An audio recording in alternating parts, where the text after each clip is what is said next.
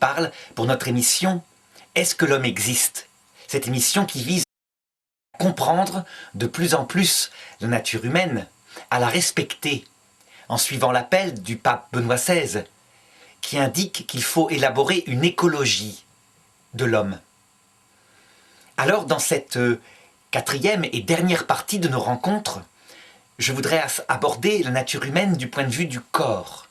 Ce corps qui fait partie de notre être, qui est fondamental, et voir quel est son rapport avec la totalité de notre être, à travers diverses rencontres, divers thèmes. Alors j'aborderai non seulement la mise en place de sa psychologie par rapport à son propre corps, qui se fait dans le devenir de notre éducation, mais aussi des thèmes qui sont d'actualité ou qui le seront bientôt, à savoir tout ce qui a rapport avec la bioéthique.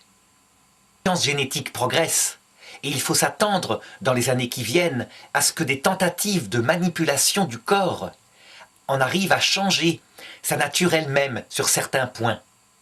Et donc, au cours des rencontres suivantes, nous aborderons des thèmes comme, par exemple, ce rêve fondamental présent dans l'être humain qui consiste à génétiquement prolonger la vie humaine, sa vie biologique. Mais, pour commencer, je voudrais donc aborder la place du corps telle qu'elle est dans notre psychologie.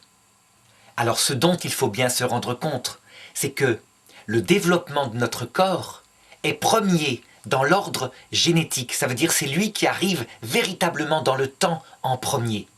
Lorsque nous étions petits bébés, nous étions dans le ventre de notre mère, la seule chose qui était demandée, c'était que notre maman ait une bonne nutrition. Et aussi un bon équilibre, parce qu'on soupçonne que dès cet âge-là, dans le ventre de la mère, l'équilibre psychologique de la maman influence inconsciemment ce que sera le bébé plus tard. Cependant, il faut bien se rendre compte d'une chose, à savoir que lorsque l'enfant vient de naître, eh bien, sa fragilité, elle est d'abord corporelle. Elle n'est pas d'abord psychologique. Et je voudrais là-dessus en donner une conséquence. On sait le problème qui se passe souvent lorsque le petit enfant est né à 2 ans environ et qu'arrive son petit frère ou sa petite sœur. Et là, souvent, lorsque ce sont les mamans qui ont porté le bébé qui décident de ce qu'il en est de l'éducation, souvent on croit que la personne des deux frères ou des 2 sœurs qui est la plus fragile psychologiquement, c'est le plus petit. Eh bien, on se trompe. La personne la plus fragile psychologiquement, parce que sa psychologie s'est déjà développée, c'est le plus grand. Il ou elle a 2 ans, et donc, comme arrive un autre enfant qui va prendre sa place, il était pour le moment unique, eh bien, il peut y avoir une mise en place d'une jalousie réelle par rapport au petit dernier. Et là, je l'ai vu parfois faire, souvent, les parents réagissent en grondant le grand, en disant « tu es le grand maintenant, tu es l'aîné, et tu dois donc accepter que tu es un petit frère ». Eh bien, je pense qu'il y a là une méthode qui est sans doute une erreur, qu'il faut procéder tout à fait différemment. Le petit n'est pas fragile, pour le moment, au plan psychologique. Ce dont il a besoin, c'est d'un minimum d'amour, évidemment, il ne s'agit pas de ne pas le prendre dans ses bras, mais il a besoin d'être nourri. Il a besoin qu'on s'en occupe au niveau nutrition, parce que si jamais il y a un manque à ce niveau-là, lorsqu'il est tout petit, ça peut avoir des conséquences sur tout le reste.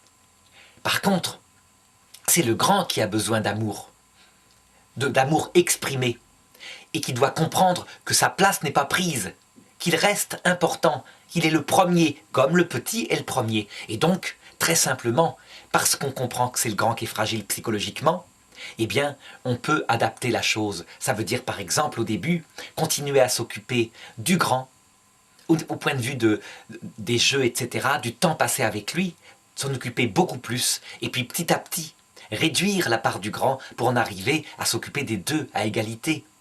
Les choses se mettent en place progressivement. En fait, la peur du départ, elle peut être prise simplement parce que le petit, lui, si on le laisse dans son lit plus souvent, eh bien, il ne va pas s'en rendre compte. C'est ça qui est clair. Sa psychologie n'est pas encore bien développée. Eh bien, cet exemple qui montre à quel point le corps est important, fondamental, et que la place de notre corps se développe par rapport à notre psychologie progressivement, il est important, parce qu'il va pouvoir permettre de comprendre le reste. En effet, lorsque l'enfant se développe, puis lorsqu'il devient adolescent, eh bien, il est tout à fait normal que son corps, la beauté qu'il a, le regard des autres par rapport à son corps, soit important chez lui. Je dirais que c'est naturel au plan psychologique qu'il mette son corps en premier. Et on le voit d'ailleurs chez les adolescents et les adolescentes. Les adolescentes savent instinctivement fort bien que leur beauté physique, c'est ce qui va plaire aux garçons. Et donc elles y sont fort sensibles. Lorsqu'arrive l'adolescence, je peux dire que si on veut blesser cruellement une jeune fille, il suffit de se moquer de son corps. Et là, véritablement, on touche à quelque chose qui psychologiquement est très important pour elle, parce qu'elle croit naturellement que c'est par son corps qu'elle sera appréciée, par sa beauté, par son visage, et donc elle s'apprête énormément. Si on se moque de la beauté du corps des filles, on les blesse. Pour les garçons, à l'adolescence, c'est pas tellement sur la question de la beauté. Les garçons ont une psychologie qui est souvent différente. Et leur corps, eux, ils l'apprécient du côté de son efficacité, de sa puissance, de sa musculation. Et donc habituellement, si on veut blesser un adolescent qui n'est pas encore bien situé par rapport à son corps, eh bien il suffit de le ridiculiser sur le fait qu'il est petit encore par rapport aux autres, etc. Donc, les choses se mettent en place progressivement. N'empêche que, il y a une finalité, ce qu'on appelle une perfection à atteindre, du point de vue du rapport qu'on a avec son propre corps. Je crois qu'un adulte qui se situe bien par rapport à son corps, il le respecte, certes, mais il ne le met pas comme le centre de sa vie. Je dirais que ce qui fait l'équilibre d'un adulte, d'une personne véritablement devenue adulte, c'est que son corps, il est de l'ordre du moyen, un moyen important qu'on doit respecter, mais de l'ordre du moyen. Parce que ce qui fait la personnalité profonde de quelqu'un qui a atteint son équilibre, c'est d'abord les choix de son intelligence, de sa volonté, qui met à sa juste place toute sa vie. Eh bien, une telle situation par rapport à son propre corps, d'après des sondages psychologiques qui ont été faits, on montre que les femmes, en général, c'est pas toutes les femmes, mais c'est toujours pareil, c'est une moyenne, arrivent enfin à l'équilibre par rapport à leur propre corps, à l'apprécier, à sortir des complexes qui les ont minés souvent dans l'adolescence, eh bien en moyenne c'est vers l'âge de 35 ans. C'est là où elles sont parfaitement épanouies. Pour les hommes, c'est plus tôt. Sans doute parce que les hommes ont moins justement de complexes par rapport à leur beauté physique. Ils savent que ce n'est pas essentiellement là-dessus que se joue leur destin. Et donc les hommes arrivent, en moyenne, paraît-il, à un équilibre psychologique, à accepter leur propre corps vers l'âge de 20-25 ans. Lorsqu'on considère les âges, et principalement chez les filles, on se dit, mais quelles années gâchées! Quelles années gâchées! En effet, si on considère les choses objectivement, là où les filles sont les plus belles, c'est plutôt vers 20 ans que vers 35 ans. Et bien pourtant, à l'âge où elles sont les plus belles, où elles devraient être harmonieuses par rapport à leur corps, c'est là où concrètement, elles sont en général le plus complexées. Et donc, ces considérations psychologiques me permettent d'aborder la question de l'éducation des parents par rapport aux enfants et par rapport à leur rapport à leur corps. Eh bien, je dirais que comme tous les sujets qui concernent l'éducation, tout cela se passe dans un équilibre harmonieux entre la délicatesse, la patience d'un côté, la douceur, qui sait très bien que cette mise en place par rapport à son propre corps n'est pas facile, qu'elle est progressive, mais aussi la force de l'autorité, cet autre amour complémentaire, qui met des repères, qui fortifie l'enfant par rapport à son propre corps, et qui fait qu'il ne lui donne pas une place trop importante. Donc je dirais, finalement, comme toujours dans l'éducation, c'est un gant de velours et une main de fer. Bon, l'expression, elle est connue. Les choses sont peut-être plus douces que cela. La main de fer, c'est peut-être quelque chose de trop fort. Mais enfin, on voit bien que si on se contente de donner de l'amour, de consoler, d'entourer, et de ne pas fortifier son enfant pour qu'il ait un regard qui accepte son propre corps, eh bien, on le plonge dans quelque chose qui va durer longtemps.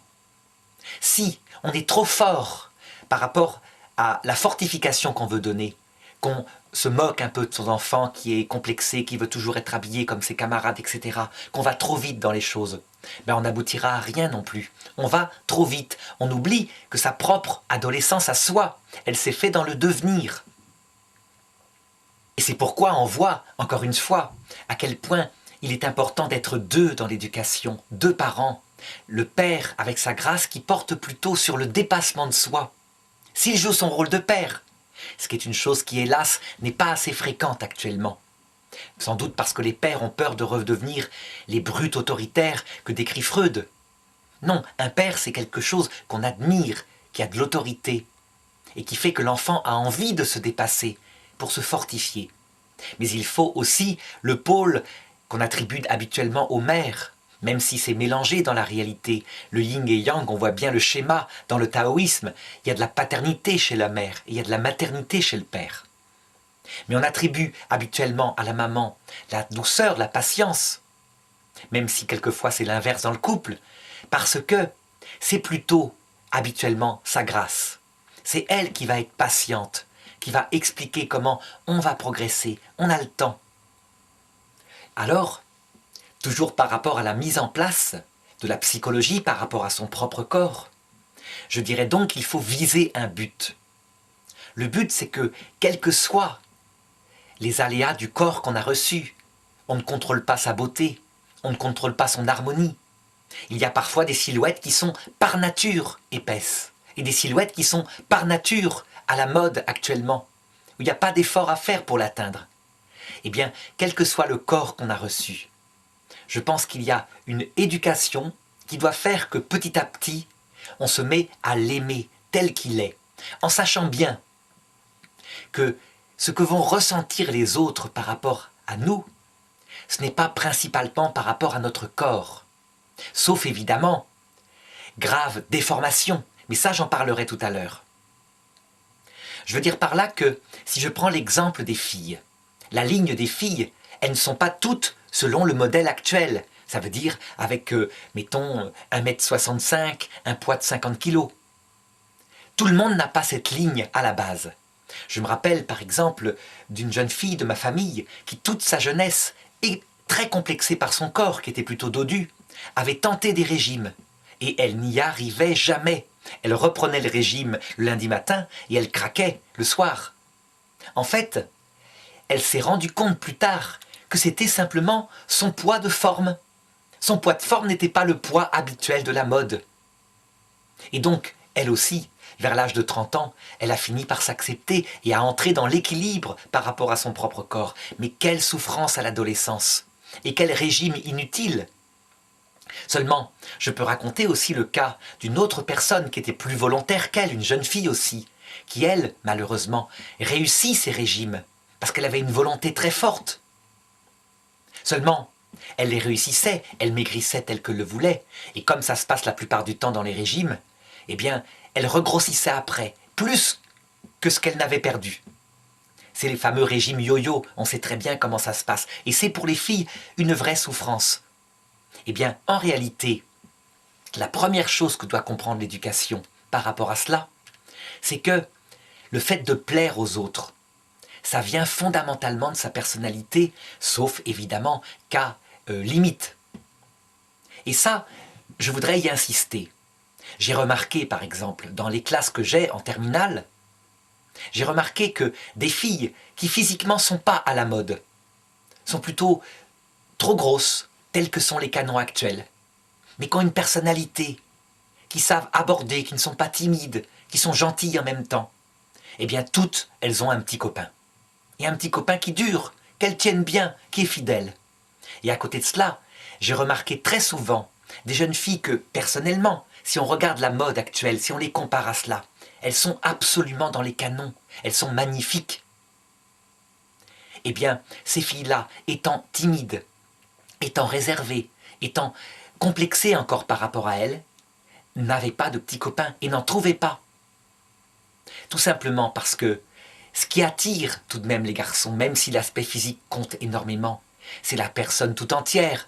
L'aspect physique, c'est le regard qui vient dans l'immédiateté d'un premier regard quand il ne connaît pas la fille. Mais très vite, parce que nous sommes des êtres humains, ce qui va nous attirer, c'est pas seulement la partie physique, c'est la partie de la personnalité.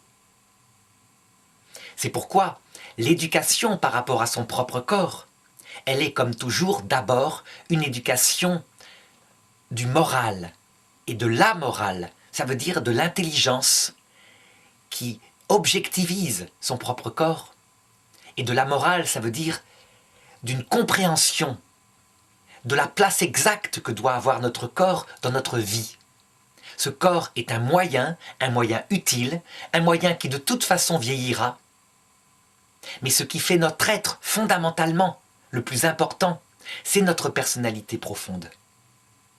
Si un père et une mère peuvent convaincre leurs enfants que c'est là que se situe leur personnalité, on peut dire que par le fait même qu'ils ne regardent plus essentiellement leur corps, eh bien ils deviennent équilibrés, et donc ils deviennent bien dans leur peau, et donc, du coup, ils trouvent le bonheur. Au contraire, lorsqu'on est trop centré sur son corps, pour régler les problèmes, qu'on observe un défaut par-ci, un défaut par-là, le ventre qu'on n'aime pas, les cuisses qui sont trop grosses, ou pour les garçons, je n'ai pas assez de muscles, je suis trop petit, j'ai la voix encore aiguë, eh bien, on accélère, on augmente le complexe par rapport à son propre corps. Ceci étant dit, étant posé que la force vient de l'intérieur, il peut y avoir des fois où tout de même, et ça c'est la partie maternelle, la partie douce de l'éducation, il peut y avoir des fois où effectivement, il y a des problèmes qu'on constate objectivement. Il y a des filles donc qui sont très complexées par rapport à leur corps. Très complexées avec parfois des raisons un petit peu objectives. Donc je voudrais aborder, par exemple, la question du régime, puisque j'en parlais tout à l'heure. La question du régime, c'est une question que peut-être 8 filles sur 10 a abordée dans sa vie. Ça fait les choux gras des magazines féminins, et c'est pas pour rien. Parce qu'il y a actuellement une mode sur une ligne particulière qui n'était pas la même au XVIIIe siècle. Au XVIIIe siècle, les femmes bronzées, sveltes, musclées, donc que nous on trouverait magnifiques, étaient méprisées. C'était pas beau, parce que c'était les paysannes. Par contre, les femmes blanches, avec des bourrelets de graisse, étaient considérées comme belles, parce que c'était le signe de la richesse, donc de la noblesse. L'ombrelle qui empêchait le soleil de bronzer la peau était donc considérée comme une marque de beauté. Il y a des modes qui changent, mais il y a tout de même quelque chose d'objectif, ne serait-ce que pour être bien dans sa peau. Et donc parfois, il peut être utile et nécessaire de faire un régime. Alors tous les régimes ont été essayés, des gens ont fait des fortunes sur les régimes. Mais finalement, quel est le seul qui fondamentalement marche comme toujours? Et c'est de la philosophie de base. C'est un régime au juste milieu. Ça veut dire un régime permanent, toute sa vie, où on mange en sortant de table, en ayant le ventre pas tout à fait plein, comme avant. On diminue simplement de 5% la nourriture. Simplement, pas plus d'efforts, mais en permanence, à jamais. On fait un peu plus de sport et on s'interdit de grignoter entre les repas. Eh bien, les choses viennent lentement, mais sûrement. Et surtout, sans cet effet yo-yo permanent qu'on voit chez celles qui ont voulu aller trop vite. Il y a de la souplesse, certaines personnes évidemment diront que ce régime-là n'a pas marché, ce qu'on peut dire. Mais pourquoi je parle de cela? C'est simplement pour poser un principe qui est fréquent, qui est presque universel dans le domaine de l'éducation et de la psychologie.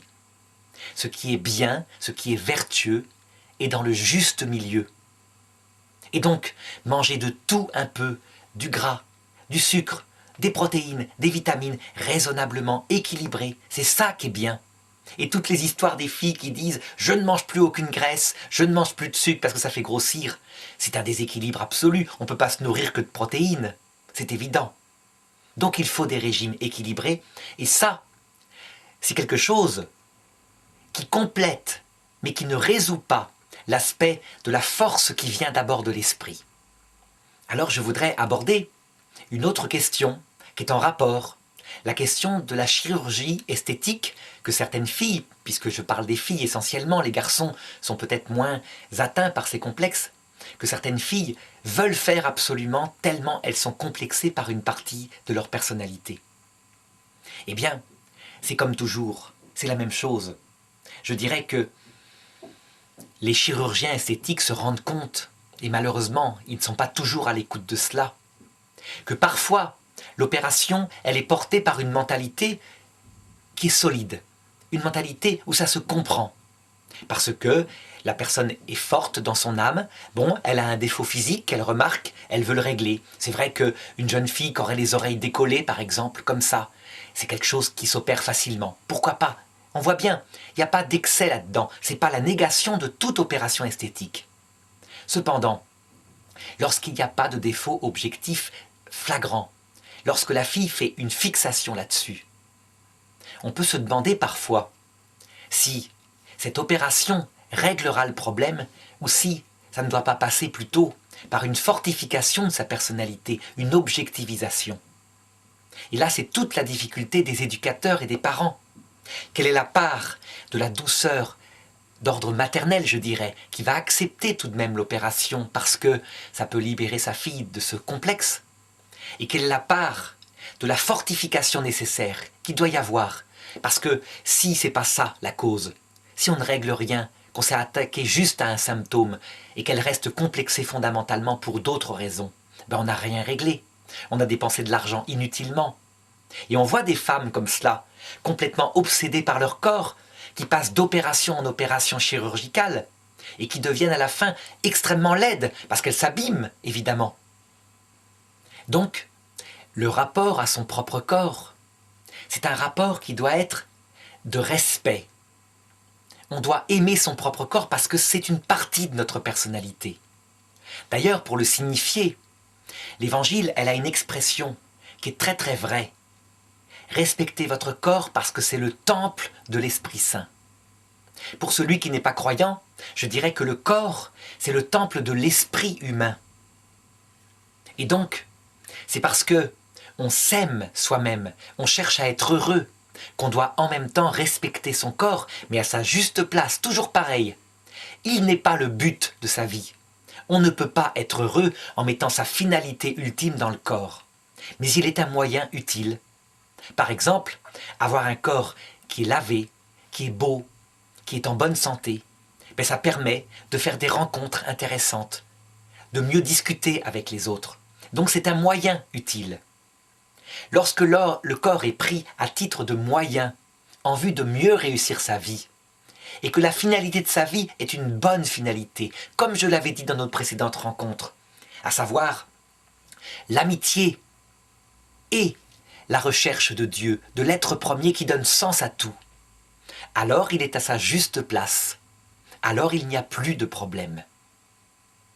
Au contraire, lorsque le corps est finalité de sa vie, lorsqu'on centre excessivement sa recherche de bonheur sur son corps, alors on est sur une voie de malheur. Que je cite simplement l'exemple d'une chanteuse que j'aimais beaucoup quand j'étais petit, Dalida. Cette chanteuse qui avait beaucoup centré, beaucoup investi dans la beauté de son corps, et qui pensait qu'avec la beauté de son corps, de sa voix, de son charme, elle trouverait le bonheur et l'amour. Eh bien, elle a été extrêmement déçue. Parce qu'évidemment, en s'appuyant sur quelque chose qui n'est qu'un moyen, qui d'ailleurs va vieillir, eh bien les hommes qu'elle avait dans sa vie, ils donnaient ce qu'elle voulait. C'est-à-dire qu'ils étaient intéressés par le côté physique et par le côté argent, célébrité qu'elle avait. Résultat, elle ne trouva jamais ce qui correspondait à son cœur humain qui est normal. Elle souffrit énormément et elle finit même par se suicider dans une crise de dépression qu'elle avait vers l'âge de 50 ans. Alors voilà, cette première rencontre étant placée et la place du corps étant justement mise, comme je le pense, ça veut dire non pas dans le rejet et le mépris, non pas dans l'exaltation comme ça se passe dans le monde actuel, mais dans un juste milieu, à titre de moyen, où notre âme habite et qui est au service de notre vie spirituelle, eh bien je crois que je pourrais aborder plus facilement dans nos autres rencontres certains aspects qui touchent à notre corps. Je ne les aborderai bien évidemment pas comme le fait actuellement le monde, c'est-à-dire en centrant excessivement tout sur notre corps. Chers amis, auditeurs et internautes de Radio Maria France, merci. C'était Arnaud Dumouche dans notre émission Est-ce que l'homme existe? Et à la semaine prochaine.